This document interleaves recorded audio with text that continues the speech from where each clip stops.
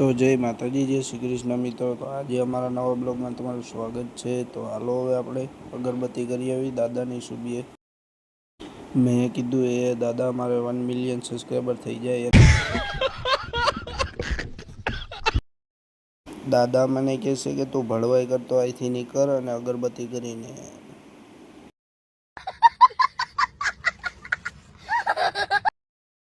પછી આપણે અગરબત્તી ખોડીને આપણે નીકળી ગયા પગે લાગીને.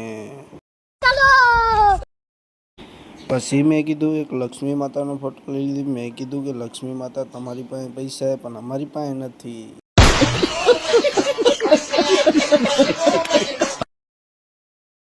પછી હું ટીવીમાં દેખાતો હતો એટલે હું ઘડી ચર્ચા કરતો હતો ગાંડા ગતિ.